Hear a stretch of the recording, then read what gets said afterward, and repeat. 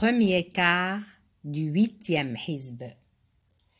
Et ils se réjouissent des bienfaits et de la grâce de Dieu, sachant que Dieu ne frustre jamais de leur récompense les croyants qui ont répondu à l'appel de Dieu et du prophète malgré les blessures qu'ils avaient reçues.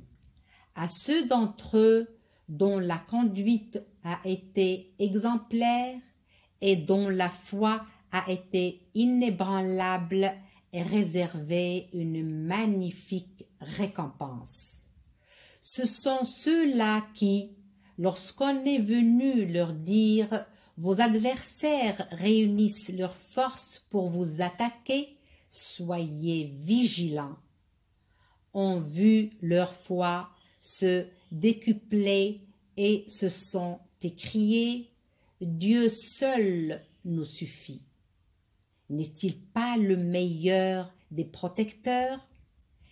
Et comblés de bienfaits du Seigneur et de sa grâce, ils revinrent chez eux sans avoir éprouvé le moindre mal.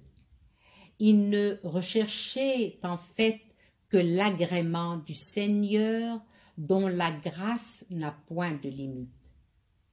Ces nouvelles défaitistes ne sont que l'œuvre de Satan qui les utilise pour intimider ses adeptes. Ne les craignez donc pas, mais craignez-moi si vous êtes de vrais croyants. Que ceux qui courent à pas précipités vers l'impiété ne te causent aucune affliction. En vérité, ils ne sauraient nuire en rien à Dieu.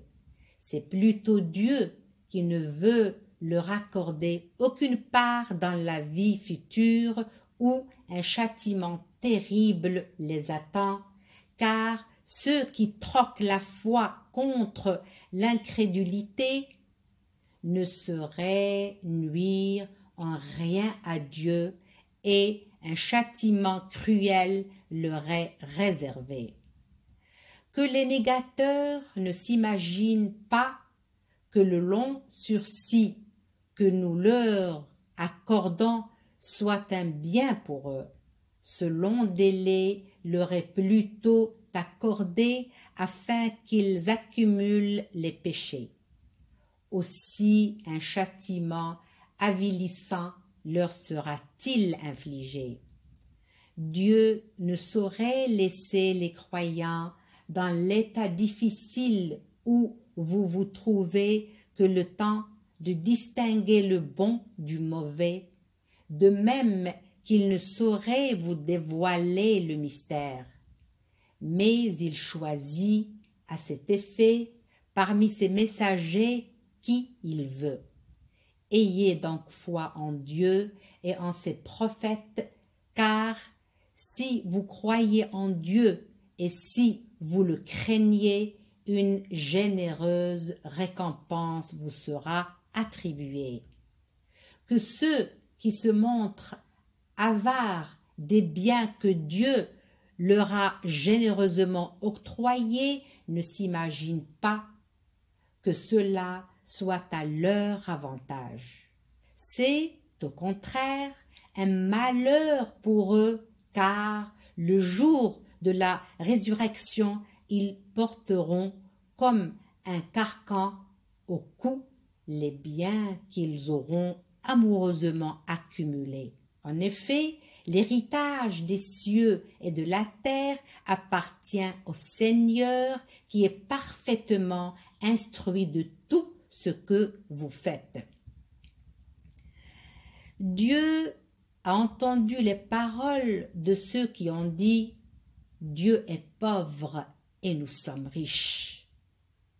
Nous enregistrons leurs propos et nous prenons acte du sang des prophètes qu'ils ont injustement versés et nous leur dirons « Goûtez donc le supplice de l'enfer et ce pour prix de ce que vos mains ont perpétré, car Dieu ne commet jamais d'injustice envers ses serviteurs.